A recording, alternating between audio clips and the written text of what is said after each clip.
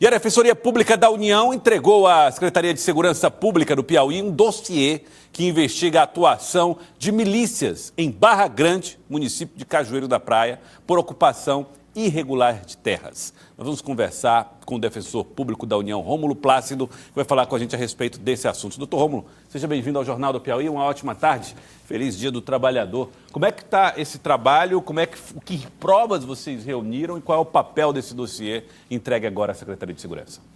Boa tarde.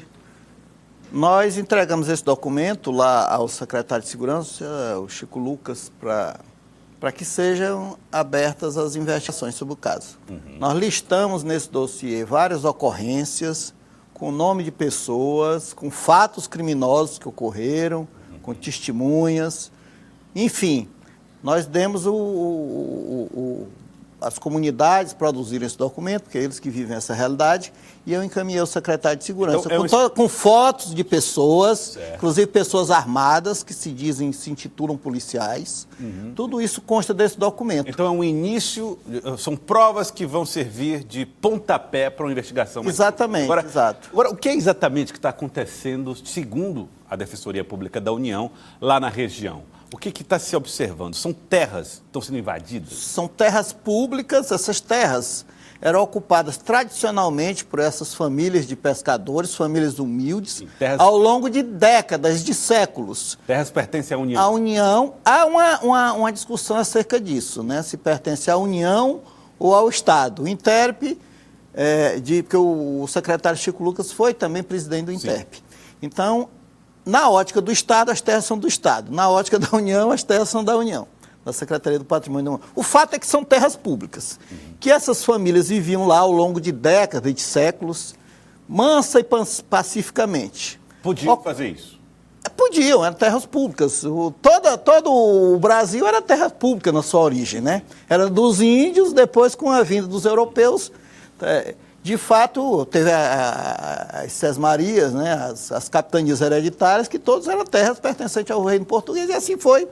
O fato é que essas pessoas moravam lá nessas terras públicas, moravam, trabalhavam, pessoas humildes, pescadores. Com a expansão da indústria do turismo, indústria que envolve, você sabe, todo mundo sabe que Barra Grande hoje é um local turístico, exato, do nosso litoral, e que para lá correm turistas internacionais, com dinheiros, com moeda forte.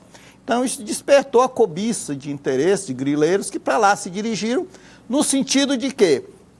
De empreender o seguinte processo. Primeiro, expulsam as famílias, coagem essas famílias com milícias, é uma das táticas. Outras é denunciar que essas pessoas ocupam essas terras, que cometem crimes ambientais também, no intuito de voltar o aparelho policial contra essas famílias, de forma que o intuito é tirar as pessoas, depois ocupar a terra e vender para empreendimentos imobiliários grandes. Muito bem. E aí, como é que elas fazem isso? Se elas não têm o documento da terra, se a terra pertence ao Estado, se a terra tem uma história, como é que elas fazem, por exemplo, para fazer uma venda ou tentar expulsar as pessoas assim? Primeiramente, eles expulsam as pessoas, ocupam. Aí eles vão tentar legalizar, através do RIP, né, chamado, essas terras para esses empreendimentos. Então, como é que eles expulsam essas pessoas? Casas são incendiadas, já teve o caso lá de pescador, está relatado lá nesse dossiê, que ele saiu para trabalhar no mar, ele é pescador, ele foi ao mar trabalhar, quando voltou com a sua embarcação, que foi para casa, a casa está incendiada. Chegou de madrugada, a casa está incendiada. E os autores assumiam lá que eram autores desse crime? Mandavam expulsar? Tem esse tipo de... Eles queimam, né? Eles queimam, por exemplo, essa casa. Outra coisa, a pessoa tem... O pessoal tem roça lá. E mora na cidade, que o Cajueiro da Praia é um município pequeno.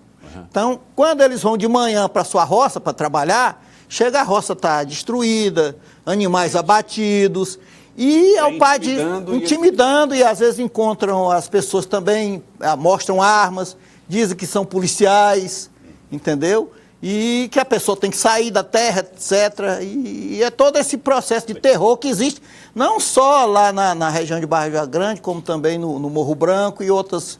Essas pessoas já são identificadas? Elas são identificadas nesse dossiê, algumas delas. O dossiê já está lá com as imagens dessas pessoas. Exato, tem. Agora, você falou assim, aí eles vão tentar regularizar a situação através do RIP. O que seria o RIP? O RIP é uma autorização que dá para esses empreendimentos, né? Há algumas dessas, tem alguns desses grileiros que eles ocupam áreas públicas, até a área de preservação ambiental com liminar da justiça. Esse pessoal tem dinheiro, então eles têm aparato, tem assessoria jurídica, tem relações, né?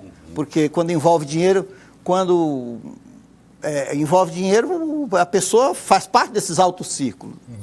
De pessoas que têm influência. Agora, o que é que o senhor prevê de desfecho, nesse caso, do ponto de vista jurídico? O senhor acredita que a União ou o Estado vão retomar essas terras e o que fazer com elas depois? É a expectativa que a gente tem. As conversas que eu tive com o João Martins, o superintendente, é nesse sentido. O propósito é esse. Superintendente da Patrimônio da União. Patrimônio da União.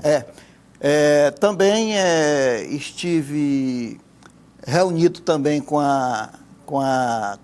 o coordenador da DRACO, né, o competente delegado Charles Pessoa, para também tratar dele, e acredito que o inquérito já deve estar em andamento. Então vai caber à DRACO, né, a delegacia? Mas existe também inquérito no âmbito federal, que eu tive também com o Ministério Público, doutor Saulo, tratando também dessas questões, e ele determinou também inquéritos policiais que estão em andamento, inclusive na Vara Federal dos Crimes Organizados. Agora, o foco da Polícia Federal é mais a preservação do patrimônio da União.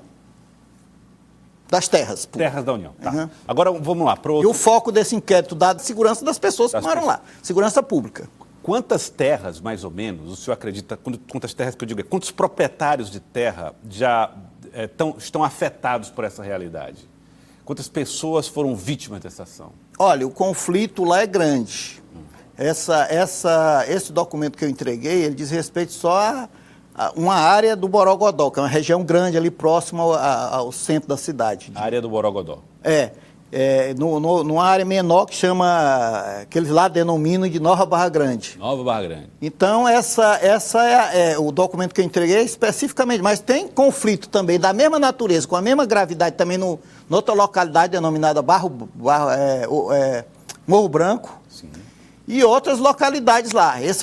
Eu fiz uma visita técnica para conhecer essa realidade e eu só estive nessa. Eu vou programar outra ida futuramente. O dossiê é de uma parte do trabalho que vocês estão fazendo. Então. Que a partir daí, a polícia, com os esforços que eu espero que sejam feitos, você vai identificar as pessoas. E as pessoas não atuam só, né? Atua também no Morro Branco, atua também lá na Barra Grande, naquela área também. Porque tem muitos grileiros ali, muitos grileiros. O que é que o senhor recomenda para pessoas que vivem nessas terras já há muito tempo, para que elas possam regularizar o mais rápido possível essas propriedades? É possível que isso aconteça antes que haja um problema maior? Excelente pergunta.